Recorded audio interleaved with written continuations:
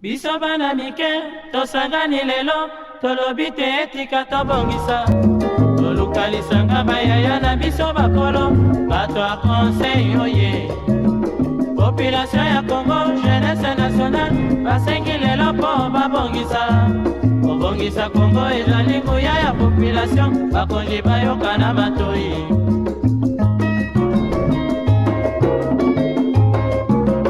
Kobongisa mboka eponi motu te. Moto nyonso na mosala. Aha.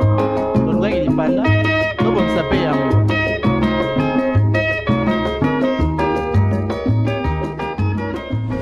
Bonjour et bienvenue à ce grand rendez-vous dont on parle, votre tranche matinale. Asseyez-vous confortablement car on va décoller très bientôt. Nous n'allons pas nous empêcher de dire merci à celui qui est toujours là pour nous, le Dieu Tout-Puissant. Voilà pourquoi nous allons prendre cette chanson de Mike Kalambay titrée « Tu es là » en guise de reconnaissance envers le Dieu Tout-Puissant qui nous donne le souffle de vie. Tu es là de Mike Kalambay, une très belle chanson. Tu es là, Dieu est toujours là pour nous malgré les circonstances, malgré tout ce qu'on peut vivre. Il est toujours là pour nous. Alors aujourd'hui dans On en parle, nous parlons de l'impact des activités organisées en faveur des personnes vivant avec handicap. Je n'en parle pas seul, je suis accompagnée sur ce plateau de Monsieur Joachim Malou, qui est coordonnateur de la Fondation Continentale. Monsieur Joachim, bonjour. Bonjour. Vous allez bien? Très bien, merci beaucoup. Je vous vois sourire, au fait. C'est une preuve que vous êtes de bonne humeur? Ouais, très bien, ça va très bien. Ok. Je suis accompagnée aussi sur ce plateau de Leïla, une habituée dont on parle. Leïla, bonjour. Bonjour Aurélie, bonjour Monsieur Joachim. Bonjour Leïla. Comment tu vas? Très bien, et toi-même? Ouais, ça va. Alors, des citations, on en a? Oui, on en a une aujourd'hui. C'est une citation d'un célèbre écrivain, voyageur, poète, interprète, conférencier aveugle français. Il s'appelle Monsieur Jean-Pierre Brouillot. Il dit ceci dans sa citation, il dit « Il n'y a pas de handicap, il n'y a que de différence. Le seul handicap que je connaisse relève du fait de ne pas accueillir l'autre tel qu'il est. » Tu me permets que je reprenne. Il n'y a pas de handicap, il n'y a que de différence. Le seul handicap que je connaisse relève du fait de ne pas accueillir l'autre tel qu'il est. Cette citation, en elle-même, elle dit tout. Je savais que t'allais dire ça. Elle dit tout. Selon l'auteur, en fait, le seul handicap que lui, il constate, c'est le fait de ne pas reconnaître l'autre tel qu'il est. Essayons de voir au-delà des apparences. Acceptons l'autre, justement. Et si on n'accepte pas l'autre, selon lui, c'est le frein au fait qu'on devrait nommer handicap. Monsieur Joachim, comment vous la comprenez, notre citation du jour? Ouais, c'est exactement ce que nous vivons tous les jours, malheureusement, dans notre pays, parce que la plupart des personnes ont tendance à regarder les personnes handicapées d'une autre manière. Ouais. Je dirais même, il y a des familles qui sont séparées de mariage en lambeaux seulement parce qu'ils ont eu un enfant handicapé dans la famille. Alors, cela a créé vraiment plusieurs problèmes au sein de notre société. Alors, il est vraiment important de regarder l'autre, de vraiment mettre de côté son aspect physique, de les regarder comme tout le monde, parce que déjà à la base, le handicap, nous sommes tous à la base handicapés de quelque chose. Ok. Et donc, on va voir si tout ça a vraiment un impact sur les activités. On va voir ça tout à l'heure avec vous. Mais avant, nous allons prendre cet état de lieu qui a été fait sur le sujet du jour. On le prend et on se retrouve juste après. Biso bana mike, tosangani lelo, tolobi te etika tobongisa. Tolukalisanga bayaya na biso bakolo, bato a conseil oye. 13 millions de Congolais vivent avec un handicap, selon les statistiques de la Fédération nationale des associations de personnes vivant avec handicap, FENAFACO en sigle, soit 18% de la population. Dans les rues des grandes villes, ils sont nombreux à mendier, aveugles ou handicapés moteurs, rampant parfois les longs des axes principaux. 18% de la population congolaise est constituée de personnes vivant avec handicap qui doivent jouir de droits à la vie, à la liberté et à la sûreté de leur personne, tel que défini par l'article 3 de la Charte des Nations Unies. La perception de personnes vivant avec handicap s'avère être un bashing pour ces individus qui sont déjà exclus des autres. Ainsi donc, la République démocratique du Congo compte chaque année en moyenne une vingtaine de victimes de mines et restes explosifs de guerre qui sont amputés d'un ou plusieurs membres, les rendant ainsi handicapés à vie. Issu de la Fondation Continentale, Tous à Fier, qui a connu un succès flamboyant en 2018, est une initiative qui met en valeur les talents de personnes vivant avec handicap qui se lancent dans le mannequinat et sélectionnés après plusieurs séances de coaching dirigées par des vrais connaisseurs en la matière avant de se livrer à l'appréciation du grand public au cours d'un défilé de mode unique en son genre. Tosafier vise donc à favoriser l'intégration à l'accès à la vie économique, sociale et politique des personnes handicapées. Quel est l'impact des activités organisées en faveur des personnes vivant avec handicap? Sont-ils décomplexés de leur stigmatisation? Vivent-ils aujourd'hui avec un estime appropriée? Mesdames et messieurs, vous êtes dans On en parle. Oye, pas musicien, pas de Congo, oye. Vinilo Bagno, pas de Congo, oye. Léna Primaire, pas de Congo, oye.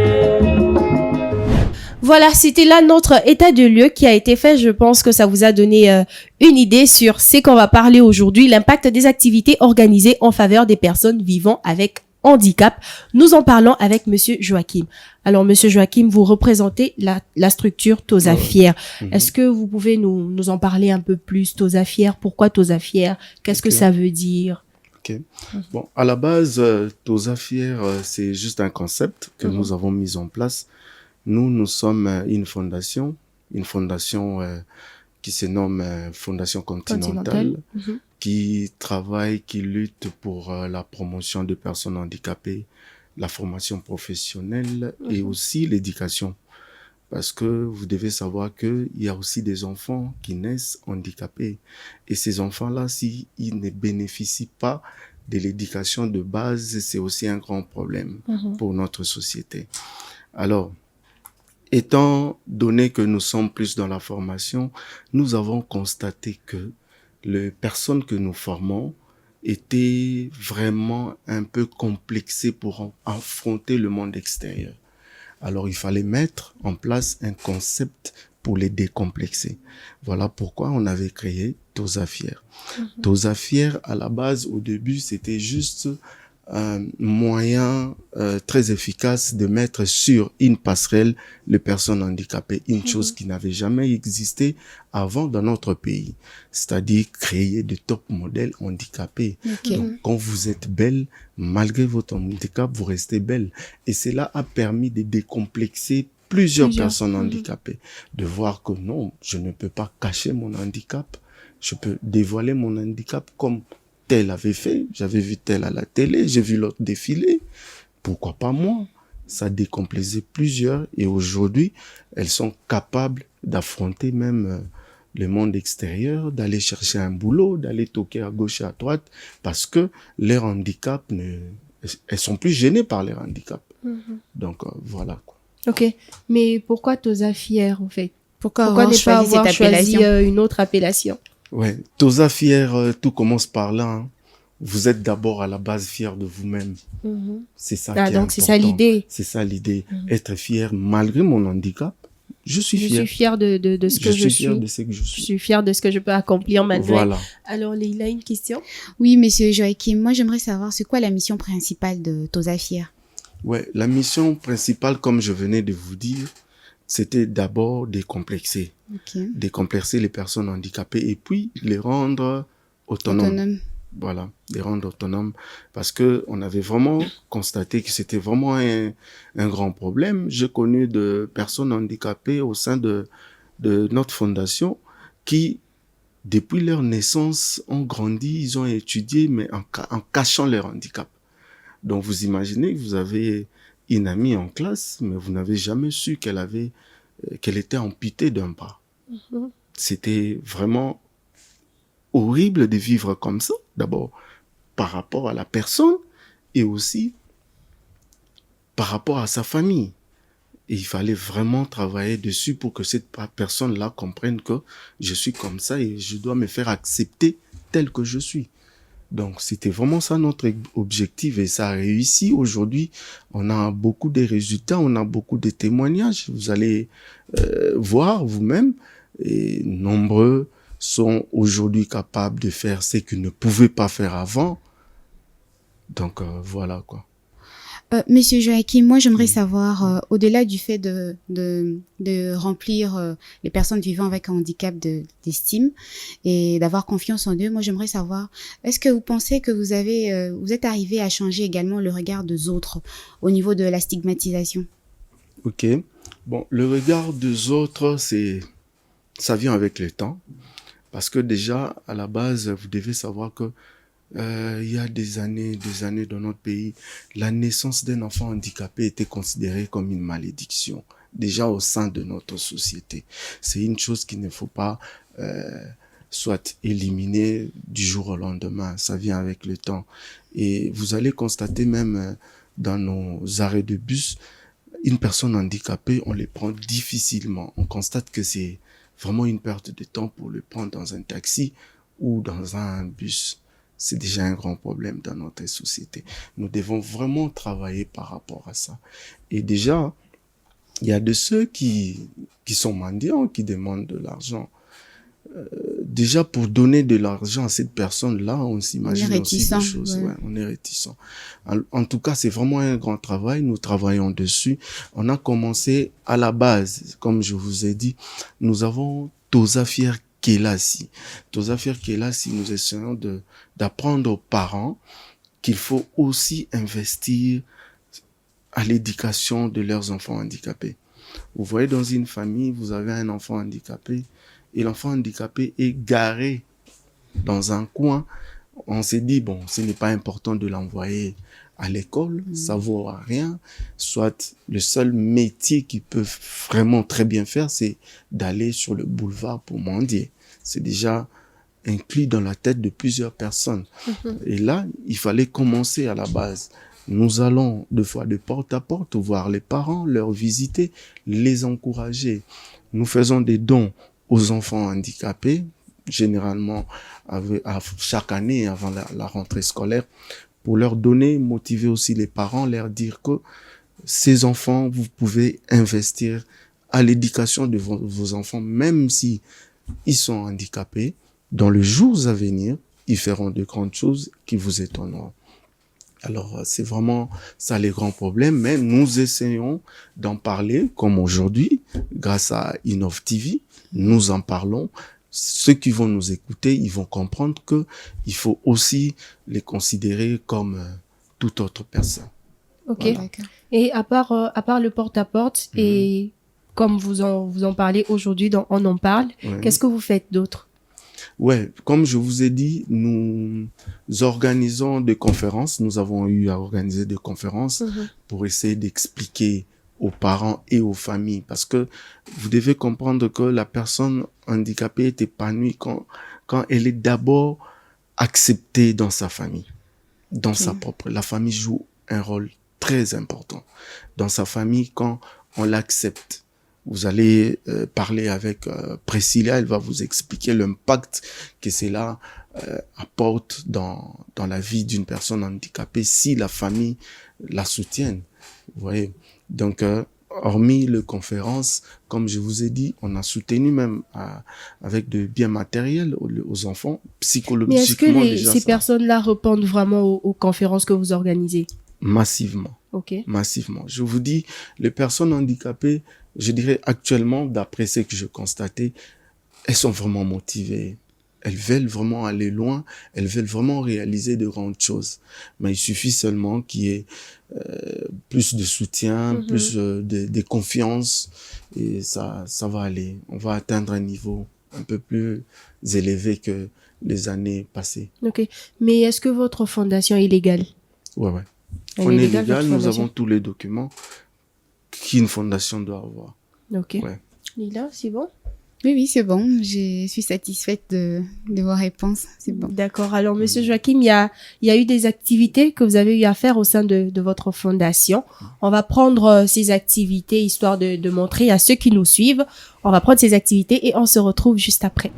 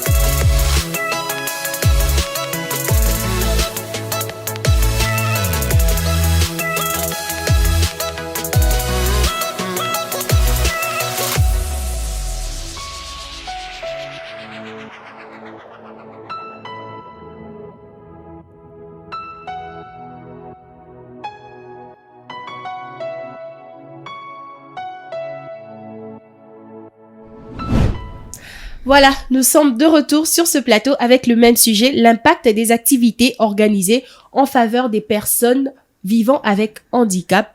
Il y a eu juste un tout petit changement sur ce plateau. Et là, on reçoit Madame Priscilla Lévy, qui est chargée de communication adjointe de Tosafier. Madame Priscille, c'est un plaisir de vous recevoir sur ce plateau. Merci beaucoup, Aurélie. Leïla, tu as quelque chose à dire à Madame Priscille? Bonjour Madame Priscilla. Bonjour. C'est un plaisir, comme vient de le dire Aurélie. Alors moi, j'aimerais savoir, comment pensez-vous que la structure Tosafier, comment pensez-vous que cette structure a-t-elle remodelé votre vie en tant que personne vivant avec un handicap, niveau, on va dire, sur le plan social, professionnel, sur l'épanouissement personnel? Ok, merci pour la question. Déjà, j'aimerais dire que Tosafier, c'est pour moi une maison. C'est comme ma famille, c'est ma famille parce que je suis née handicapée, comme vous pouvez le constater. J'ai grandi avec une certaine stigmatisation, avec une certaine... je me sentais rejetée, je me sentais moins que les autres. Bien sûr, j'ai étudié, j'ai vécu, mais je me disais que j'étais une personne moins que les autres. Je me disais que je ne valais pas la peine, au fait. Et en arrivant à Tosafier, j'ai vu les autres personnes vivant avec handicap comme moi, mais elles étaient déjà ouvertes. Elles n'avaient pas peur d'affronter le monde. Et moi, j'étais vraiment toujours en arrière. J'avais honte de moi.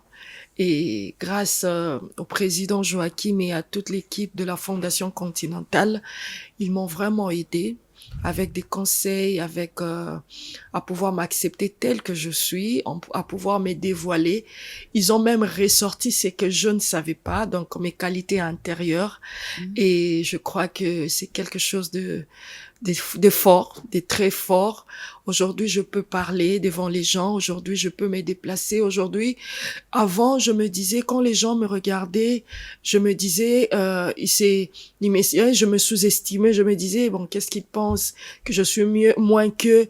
Mais aujourd'hui, quand les gens me regardent, j'ai envie qu'ils me regardent encore. Qu'ils me regardent encore parce que je me sens toute belle comme je suis. Je me suis acceptée d'abord je suis handicapée. Qu'est-ce que je peux faire? Je suis comme ça. Donc, je dois m'accepter et je dois vivre comme ça. Je dois être à l'aise, je dois faire tout ce que je peux faire tout en sachant que je suis handicapée. Aujourd'hui, je sais qu'il y a beaucoup de femmes, il y a beaucoup de filles qui ne m'envient pas, je ne dirais pas qu'ils m'envient, mais qui sont fiers de moi aussi, qui sont fiers de cette femme que je suis. Et c'est grâce à Tosafier et à la Fondation Continentale. Ok, tu veux continuer? Non, je trouve que c'est très touchant, au fait, votre réponse. Elle est très touchante et laisse-moi le temps de reprendre mon souffle. Ok, alors Madame Priscilla, moi j'aimerais savoir, au fait, depuis avant, au fait, d'intégrer Tosafier et jusqu'à aujourd'hui, comment vos activités, au fait, ont été reçues par les autres personnes? Bien, Est-ce qu'il y a une différence qui se sent? Oui, il y a une grande différence. Avant, comme je vous ai dit, j'ai étudié. J'ai eu aussi à travailler quelque part. Et comme je dis, je me sentais pas dans ma peau, en fait. Je me cachais, je me disais que, bon, je vis pour vivre. Je n'ai pas le goût de la vie. Mais aujourd'hui, je suis libre. Avant Tosafier, j'étais pas libre. Je me sentais comme enfermée, comme emprisonnée de mon propre physique. Mon physique était un frein pour moi pour évoluer. Mais aujourd'hui, je fais tout. Aujourd'hui, je peux aller dans une banque, déposer un CV. Aujourd'hui, je peux aller quelque part et puis me sentir très à l'aise par rapport à hier. Hier, je pouvais me sentir un peu moins que les autres, mais aujourd'hui, là où il y a des gens qui ont tous les membres, moi aussi, je vais être là.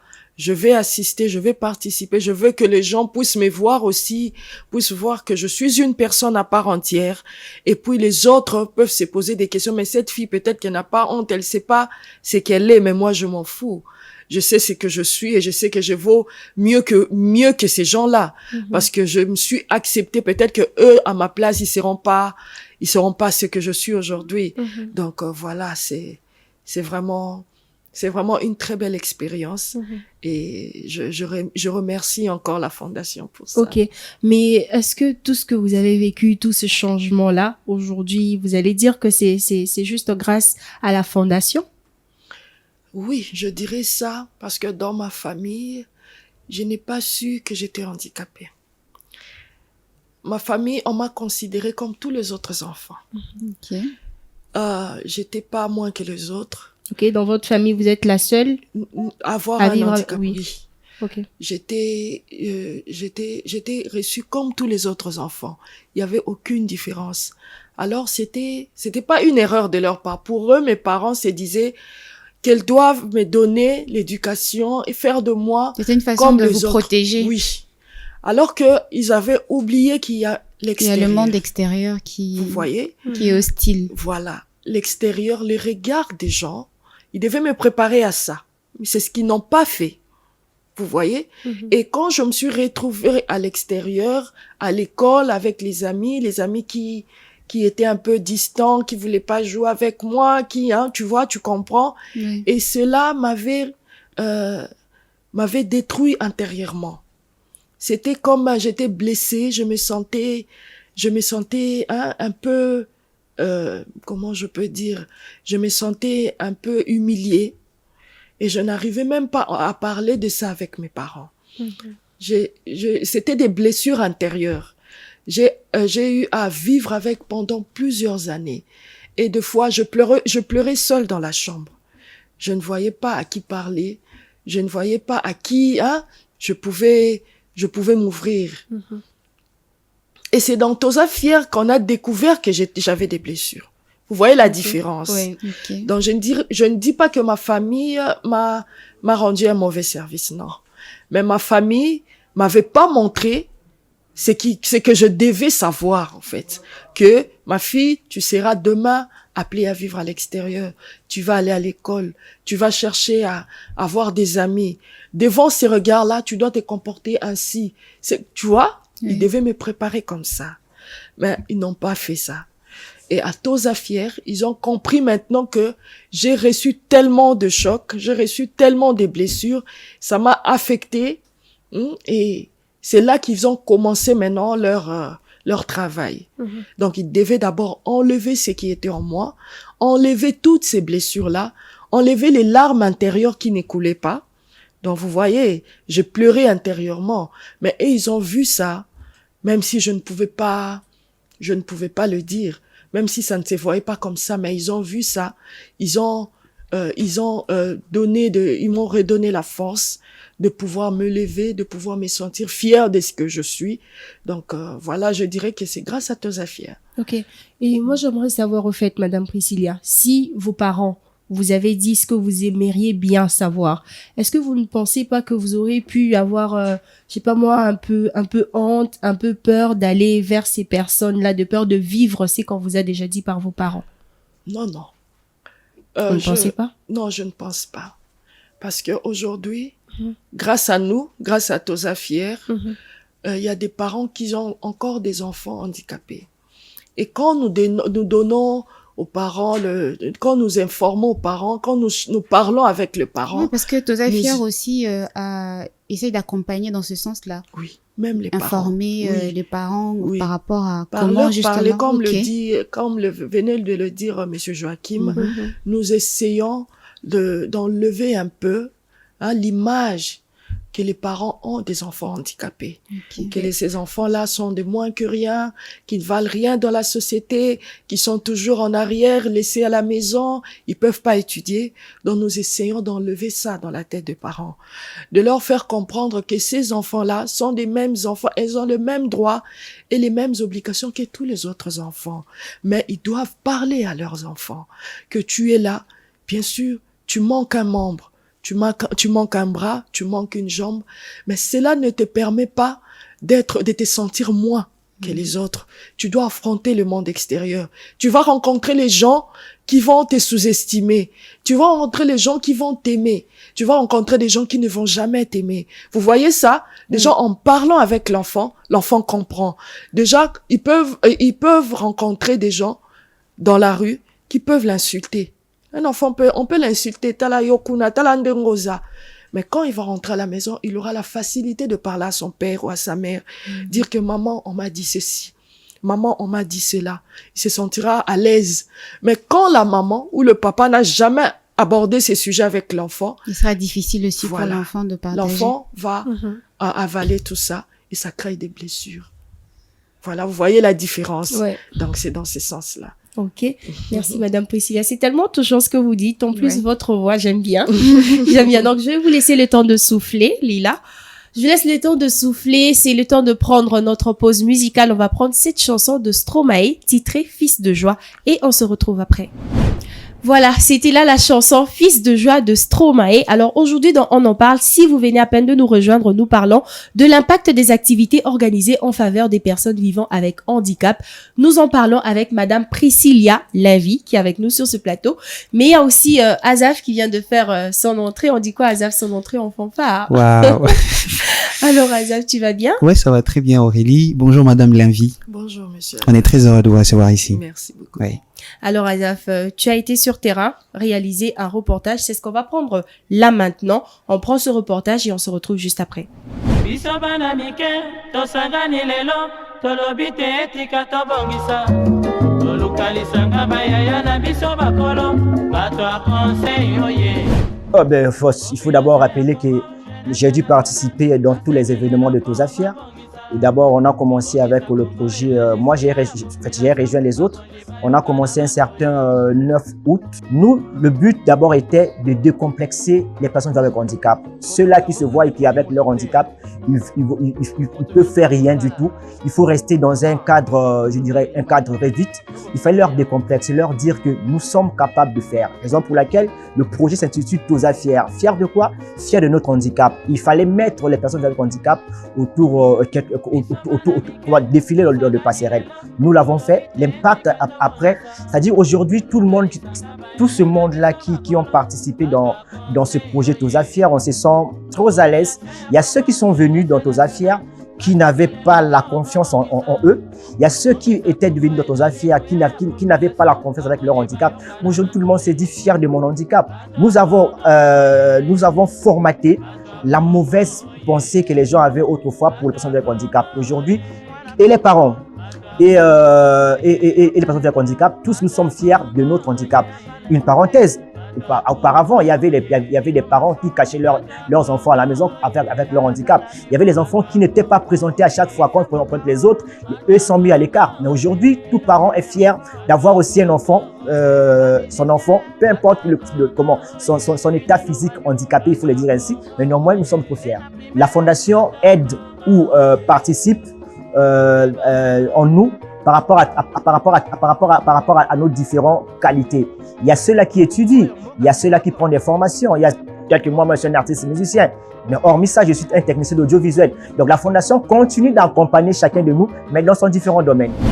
En fait, Tosafia impact dans la zone de Tosafia, c'est que il décomplexe et fortifie et peut confiance en soi.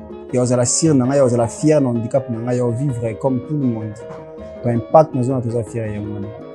Avant participation dans la Tosafia, ma vie était différente en fait. Parce que même la société, des fois, on a des transports. Tout le monde va se faire au côté de foot a été, azora personne vulnérable, mais au côté au foot a été. Et puis tout ça fait envoyer et valoriser en fait et changer ma bébé dans la vie na comment fier dans la société bah tu vas fier à travers tout ça fier et rendre fier dans la société dans le quartier dans tout ma bébé on a au salaté grâce à tout ça fier on commence à et décomplexant en fait bon et en quelque sorte et dans on atteindre bon objectif malgré on a comité mais quand même un peu et dans ils ont continué que aider ngai na biki na ko mala objectif ngai tout ça fier à part que ça pour participer à la manifestation de Tosafia et assister à biso handicapé, particulièrement moi, par rapport à tout quoi. Donc, assister à le continuer à assister à la formation, à ma belé.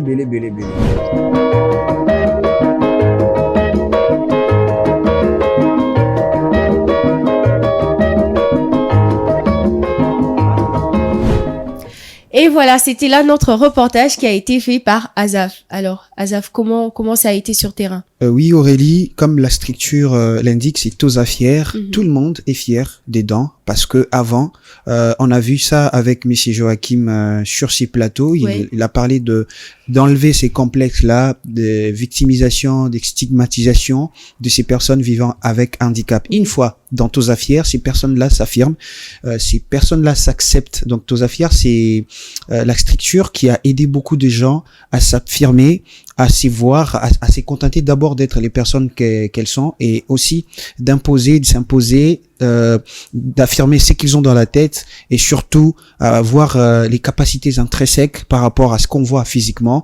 L'handicap, c'est d'abord l'état d'esprit. Donc ces personnes-là que j'ai côtoyées de Toza fier, ils sont si fiers de vivre avec handicap, mais c'est pas ça ne touche pas leur mental. Donc on peut dire que Toza fier, ils font du bon boulot. Bah ouais, ils font du bon boulot parce que déjà à la base, il faut savoir que 18% de la population congolaise en RDC vivent avec handicap. Donc c'est quelque chose de très impressionnant. Donc on peut parler de 18 millions de personnes vivant en RDC, ils ont l'handicap. Donc c'est conscient et inconscient. Donc voilà, c'est pas à prendre à la légère. Donc il y a beaucoup des ONG, des sociétés qui alertent que en RDC, déjà vu la situation de notre pays, il y a la guerre, il y a beaucoup de choses qui se passent déjà dans les mines et tout qu'on sort, et les gens, il y a des accidents. C'est le cas par exemple de la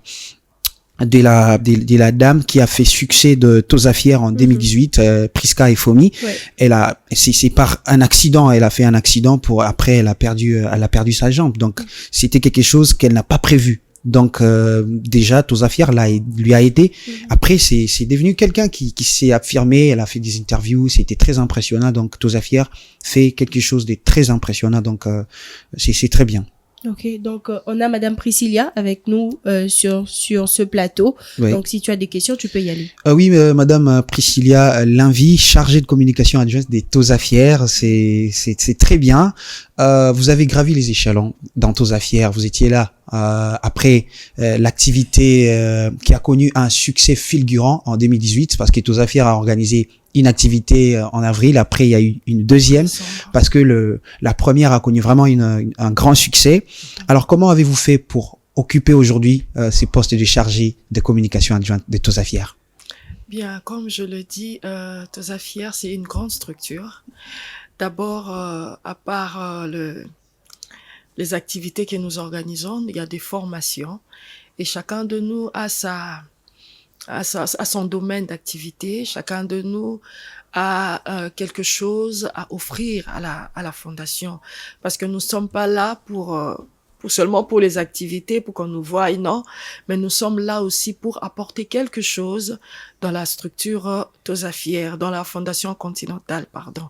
Voilà pourquoi nous avons les présidents et les conseils, tous les conseils d'administration ont vu en moi des capacités, comme je suis aussi licenciée en communication des organisations. Ils ont vu en moi la capacité de pouvoir occuper ces postes, de pouvoir parler de Toza fier au monde, de pouvoir parler de Toza fier à l'extérieur, dans les médias et tout consort. Et ils ont jugé bon que je puisse faire partie du comité, mais je suis pas la seule. Chacun a ses activités, chacun de nous a son poste qu'il occupe, son travail au sein de la fondation. Donc c'est un peu ça. Ok. Ouais, je peux continuer. Vous êtes femme, vous êtes arrivée dans Toza fier en 2018. Déjà, il y avait des gens qui occupaient des postes. Alors, donc vous vous êtes imposé. C'est grâce aussi à Toza fier. Comment viviez-vous être femme, vivre avec handicap? Comment c'était avant de venir à Toza fier? C'était pas facile pour moi. C'était pas facile, comme je venais de le dire tout à l'heure. Je me sentais vraiment moins que les autres. J'avais un complexe très grave. Et aujourd'hui, grâce à Toza fier, je suis une femme indépendante. Et puis vous êtes mariée déjà? J'ai un enfant. Ok. Oui, j'ai un enfant, j'ai un bébé. Et aujourd'hui, je suis très heureuse de la femme que je suis grâce à Toza fier. Okay. Et bien, je suis très heureuse aussi d'apporter ce que j'ai appris à l'extérieur vers les autres personnes, parce qu'il y a d'autres mamans qui ont des enfants handicapés qui cherchent à me contacter pour que je puisse aider leurs enfants qui ont des problèmes de s'accepter, des problèmes d'acceptation, les enfants qui se sentent moins que les autres à cause de leur handicap. Aujourd'hui, je peux apporter un plus à ces enfants-là. Il y a certains qui sont maintenant, qui se sentent capables. Il y a certaines qui sont fiers d'eux grâce à moi et grâce au travail de Tosafia. Ok. Madame Priscilla, est-ce qu'aujourd'hui, vous pensez qu'il y a certaines choses que vous ne pouvez pas faire? Comment ça, dans la société? Oui, dans la société, au fait. Est-ce qu'il y a des choses, est-ce que, au fait, vous vous dites, aujourd'hui, vous avez été dans Tosafia, avant c'était très différent. Aujourd'hui, vous êtes dans Tosafia. Est-ce que il y a des choses dans lesquelles vous pouvez vous mettre des barrières, vous dire que voilà, à cause de ma condition, ceci, je ne peux pas faire? Non, il n'y a rien. Parce que déjà, défiler devant les gens, devant des gens que je ne connaissais pas, avec des tenues, vous-même, vous savez, les mannequins, comment ils s'habillent, c'était vraiment, c'était terrible. Pour que je mette ces habits, il a fallu des conseils, il a fallu que je puisse être punie d'ailleurs, pour que je puisse montrer mon handicap, parce que je ne voulais pas. Je n'ai jamais montré mon handicap, jamais. Depuis que j'étais petite, je cachais toujours mon handicap, mais ce jour-là, je l'ai montré au monde entier. J'ai porté des tenues, des petites robes, des petites jupes. Tout le monde a vu mon handicap. Et c'est ce jour-là, je me suis dit, bon, ça valait aussi la peine, hein. Et c'est depuis ce jour-là, je me suis dit, comme je l'ai fait, donc il n'y a plus rien qui peut me limiter. Ok. Et donc aujourd'hui, vous pouvez montrer cet handicap-là sans aucun problème. Il n'y a pas je le montre d'ailleurs. Je porte ce que je veux. Donc, si je décide de porter une mini-jupe, je vais le porter. Et je m'en fous que le handicap soit visible ou pas. Avant, c'était la guerre pour que je puisse montrer mon handicap. Donc, dès que j'ai franchi ces caps-là, c'était comme un examen que Tosafia me donnait. Apparemment, ils savaient qu'en dévoilant mon handicap, il y aura quelque chose qui sera ôté de ma tête. Donc, ils savaient ça. Et effectivement, c'est ce qui s'est passé. Quand j'ai montré mon handicap, quelque chose était enlevé. Et depuis ça, je me sens ouverte devant toute chose. Ok. Vous avez dit au tout début que vous avez eu à travailler quelque part. Et là, c'était à quelle époque? C'était pendant que vous étiez dans Tosafia ou c'était avant? C'était avant. C'était avant. C'était avant Tosafia. Et comment est-ce que vous étiez considéré dans cet endroit-là où vous travaillez? Bien. Bon, j'étais normale. J'étais normale. Je savais que j'étais handicapée, mais pas comme aujourd'hui. Avant, comme je le disais, je ne m'affirmais pas. Donc, j'étais un peu cachée, je me sentais un peu moins que les autres. Parfois, quand on me dit de faire ceci ou cela, je me disais, mais ces gens, ils voient pas que je suis handicapée. Pourquoi ils me demandent trop de travail, vous voyez? Donc, mais aujourd'hui, je préfère d'ailleurs qu'on puisse me donner des travails qui sont un peu difficiles, comme les gens pourraient dire, pour que je puisse montrer que je suis aussi capable. Je suis capable de faire ce que tout le monde fait. Donc, voilà. Ok, Madame Priscilla, dans Tosafia, c'est comme une famille, comme vous l'avez dit. Alors, comment faites-vous pour gérer les personnes? Parce que Tosafia, c'est pas seulement les défilés, et c'est aussi les soutiens. On voit, vous partiez des fois visiter des orphelinats ou des enfants, vous organisez des conférences, mais vous vous appuyez beaucoup plus sur les défilés. Pourquoi? Non, pas du tout. Nous ne nous appuyons pas sur les défilés. Nous avons beaucoup d'autres activités.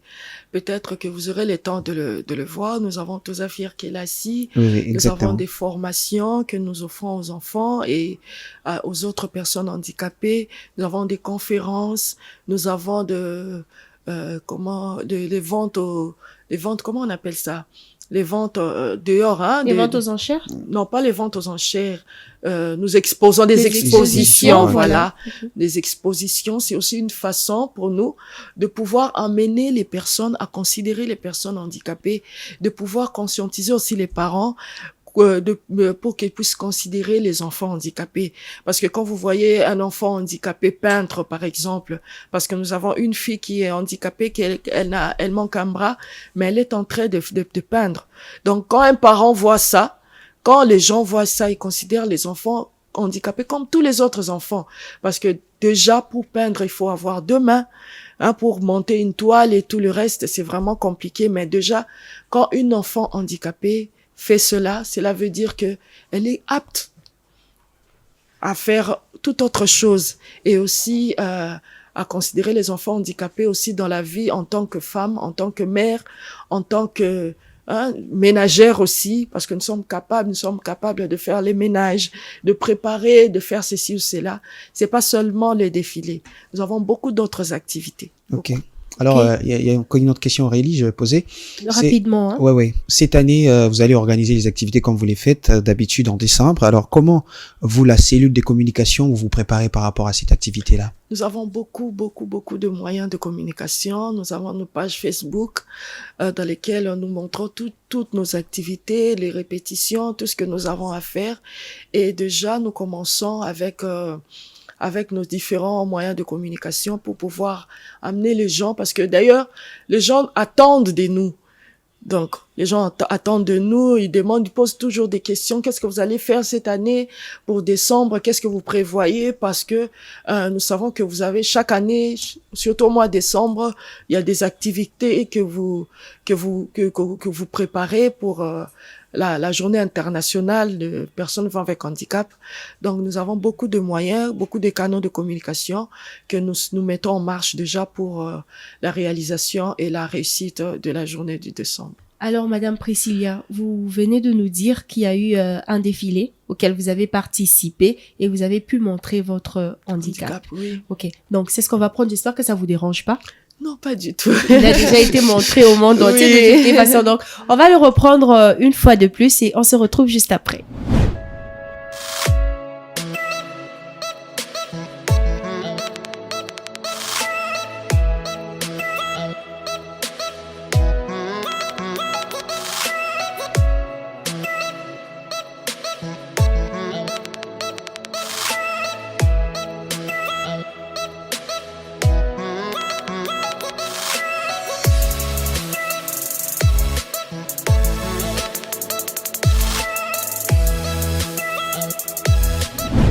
Voilà, nous sommes de retour sur ce beau plateau d'Innov Télévision avec Monsieur Joachim. Alors, Monsieur Joachim, moi, j'aimerais savoir au fait, pourquoi vous avez choisi ce secteur-là? Est-ce que ça a quelque chose à voir avec un membre de votre famille qui vit avec handicap ou un ami, un proche?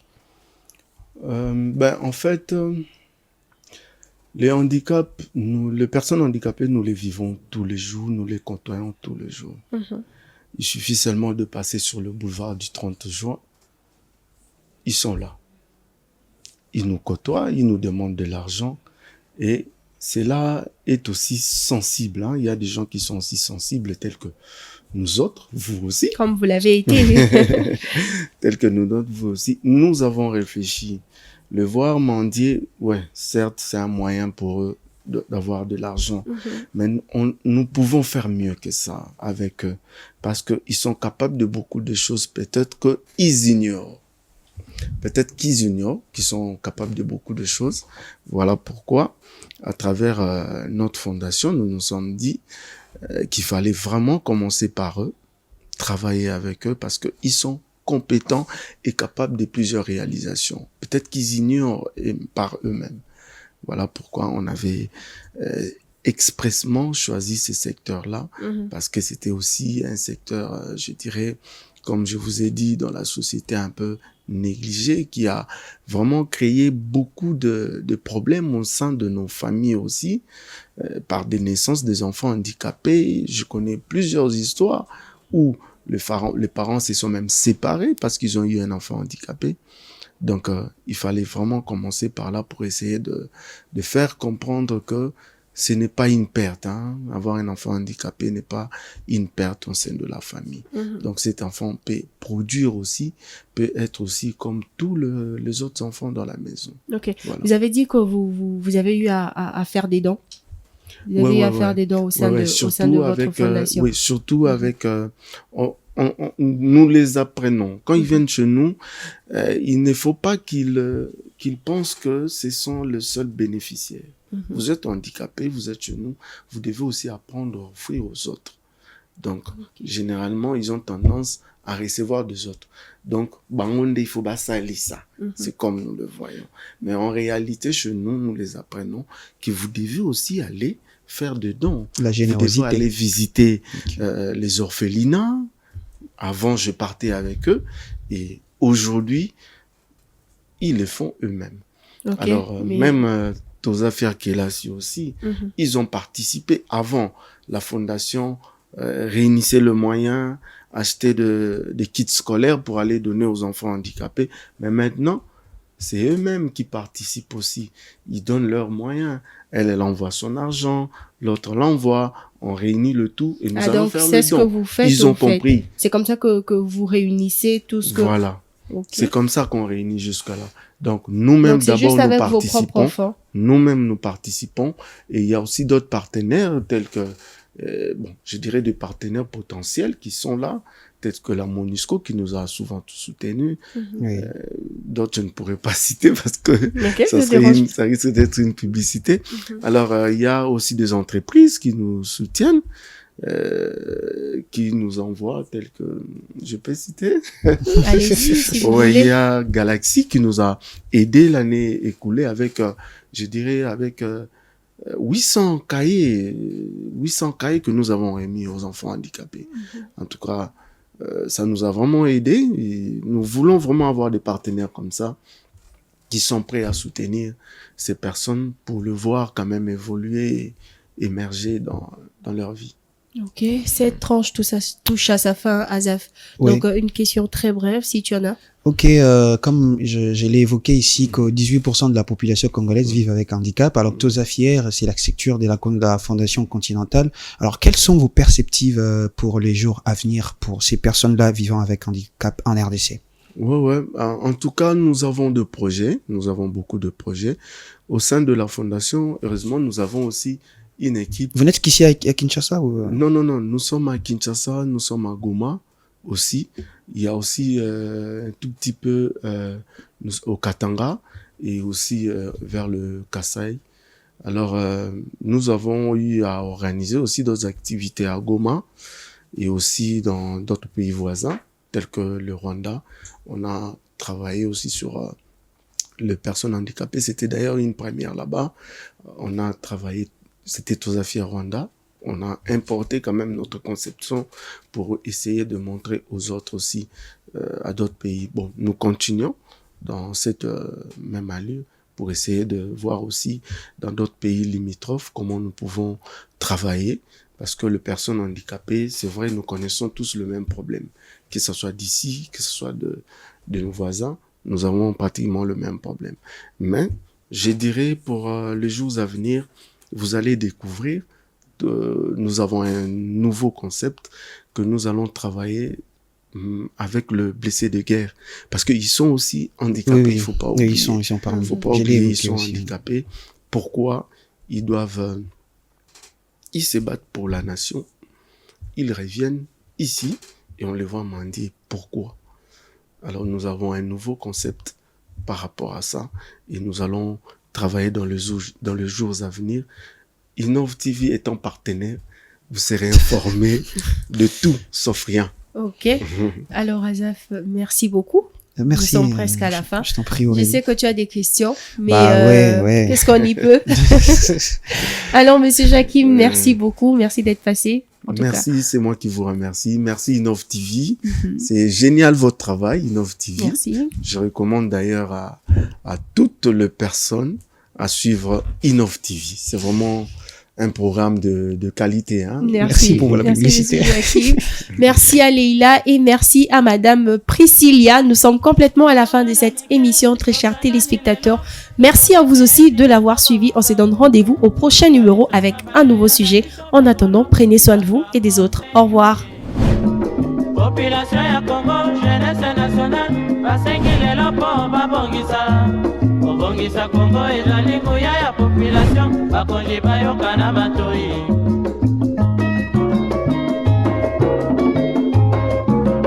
Kobongisa mboka eponi motu te.